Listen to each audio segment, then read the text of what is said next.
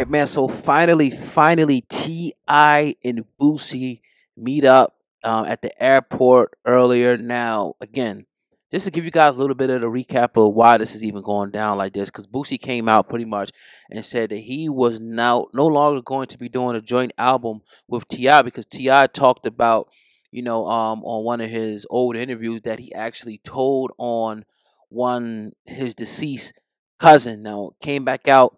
Boosie came out on a platform, pretty much called Ti rat, right?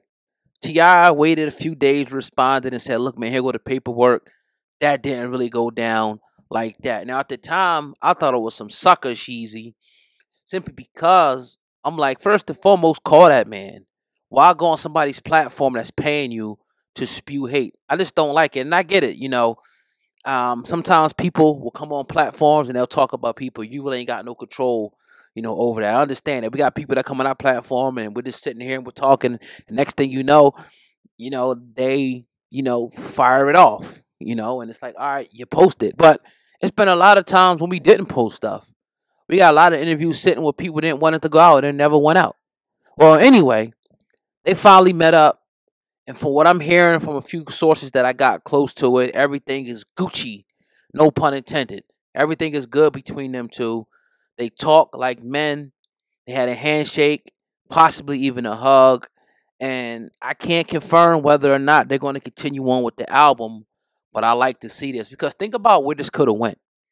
Think about, we all know that Boosie lives in Atlanta, the Georgia area. Now, I'm not even sitting up here saying that Ti would have sent anybody to do anything, but you know, that's Ti's from that area, and he got people down there, and I'm sure Boosie got people down there too. But if it could have been misinterpreted by somebody like it was on like that, because when you call somebody a snitch or a rat, it's on like that.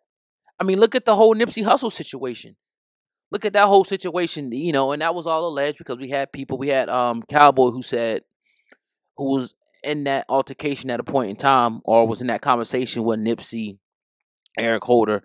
He said he didn't hear that, but it don't mean it wasn't said because it was the time where he wasn't in that conversation, meaning that Cowboy wasn't in that conversation the whole time. But even if you're from the streets or street dudes, like once somebody puts that label on you, it's on and popping. In some places like L.A., dude felt like that's one of the renditions of the story. Eric Holder felt like he had to shoot and kill Nipsey because his reputation was on the line. But with that whole situation, no information ever came out to suggest that Eric Holder was a snitch. But I'm glad that it ended this way. And it could have ended ugly. Now, even the time that T.I. was at the Trap City Cafe and he was calling Boosie to come through, I don't think that was the good idea. I think tension was still high there, and I'm glad Boosie didn't show up because you figure it's gonna be at night. Tension is high. People over there strapped. People probably liquored up. Who knows, pilled up, smoked up. You just never know.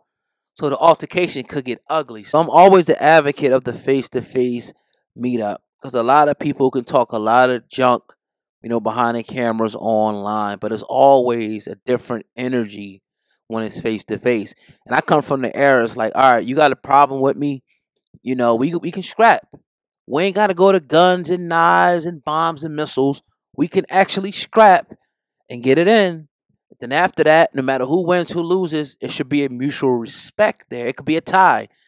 I might whoop your ass, you might whoop my ass, but hey, it's a mutual respect at that point because we fisticuff and now it's over with.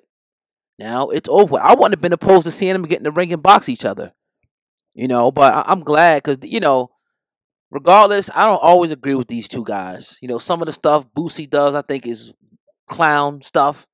Some of the stuff Ti does, I think he does some clown stuff sometimes too. And we all got our side. People, I'm sure you guys don't always agree with stuff that I say. But at the end of the day, man, let's show some brotherhood.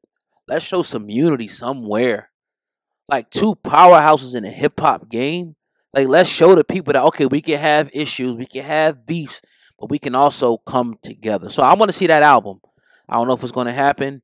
And salute to Ti and salute to Boosie for handling it like men. But I'm going to fall back. Let me know what you guys think in the comment section of this video. This video is brought to you by hiphopun.com. That's hiphop.un.com for all your latest hip hop news. Hey, hit the thumbs up button on the way out and make sure you share. It's very important that you share this video. Take a quick second.